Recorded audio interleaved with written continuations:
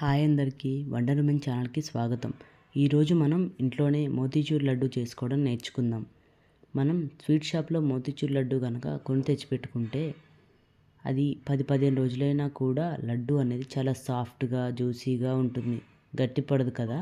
ఈ టెక్నిక్ కూడా మీకు ఈ వీడియోలో నేను షేర్ చేస్తాను. ఇక్కడ మనం అన్నీ ఇంట్లో ఉండే వాటితోనే ఈ మోతీచూర్ లడ్డూని తయారు చేసుకుంటున్నాము. ఏది కూడా బయట నుంచి కొని ఎక్స్ట్రాగా తీసుకురావాల్సిన అవసరం లేదు. జస్ట్ నేను చెప్పే టిప్స్ అండ్ టెక్నిక్స్ ఫాలో అయితే సరిపోతుందండి. బూందీ కోసం పిండిని ఎలా ప్రిపేర్ చేసుకుంటామో అదేవిధంగా ఇక్కడ కూడా మనం పిండిని రెడీ చేసుకోవాలి. దానికోసం ఒక మిక్సింగ్ బౌల్ తీసుకొని అందులోకి జల్లెడ పెట్టుకోండి.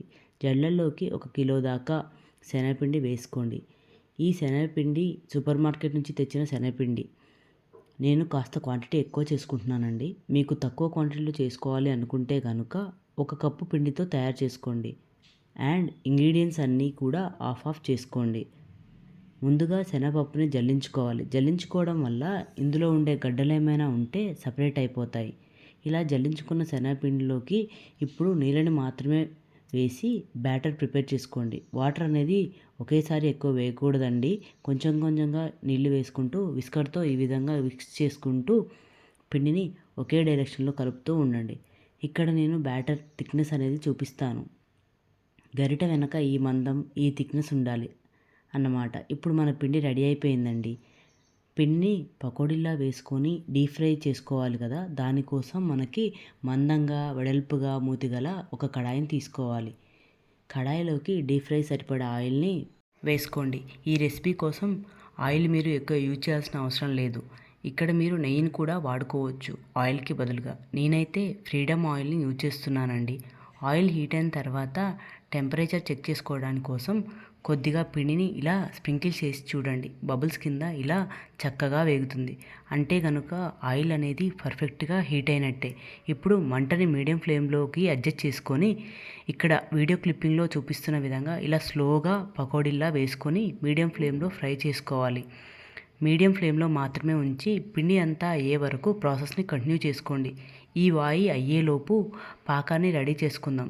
దానికోసం స్టవ్ మీద కడాయి పెట్టుకొని అందులోకి 2 కేజీల దాకా పంచదార వేసుకోండి.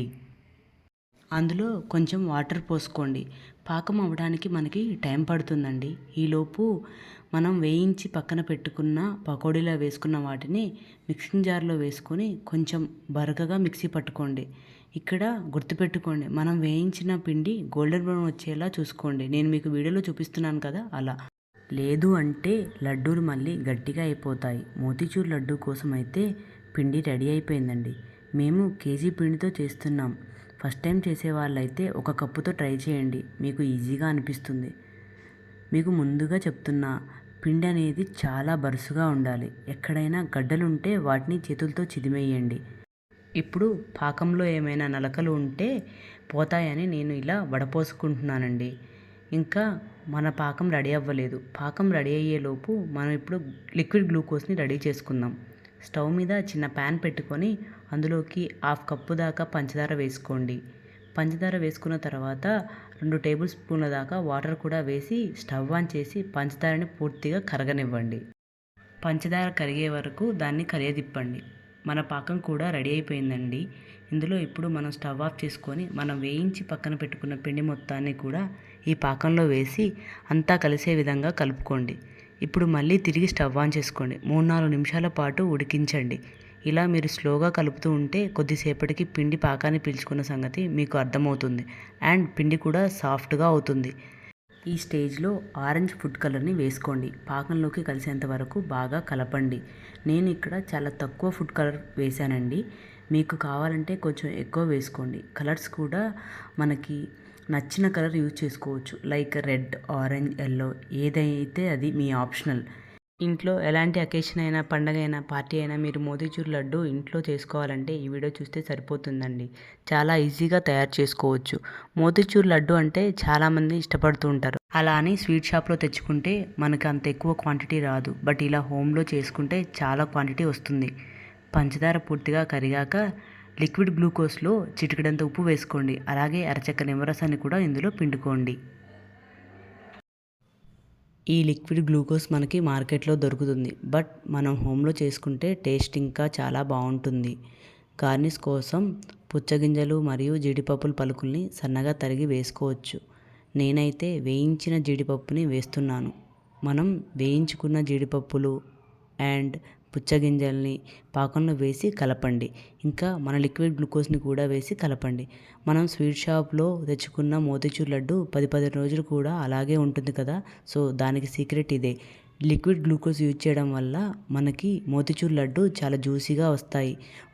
ఒక అర నిమిషం పాటు చిన్న మంట మీద గరిటతో కలుపుతూ మిక్స్ చేయండి. ఇప్పుడు స్టవ్ ఆపి పక్కకు దించి మూత పెట్టండి. తర్వాత ఇప్పుడు చేత్తో మీకు నచ్చిన సైజులో లడ్డూల కింద చుట్టేయడమే. చూడండి ఎంత చక్కగా లడ్డు అనేది తయారైందో. మీరు ఎక్కువ ప్రెషర్ ఏం యూజ్ చేయాల్సిన పని లేదండి. జస్ట్ లైట్గా హోల్డ్ చేసే విధంగా ప్రెస్ చేసి చేత్తో ఈ విధంగా కొంచెం రోల్ చేస్తే కనుక లడ్డు అనేది రౌండ్ షేప్లోకి వచ్చేస్తుంది. ఇలాగే మొత్తం లడ్డూలన్నీ కూడా చుట్టేసుకోండి.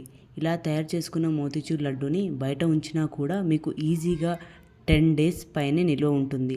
పిల్లలు కూడా చాలా ఇష్టంగా తింటారు. ఇలా చేయటం వల్ల మామూలు రోజులు కూడా ఫెస్టివల్ ఫీలింగ్ వస్తుంది.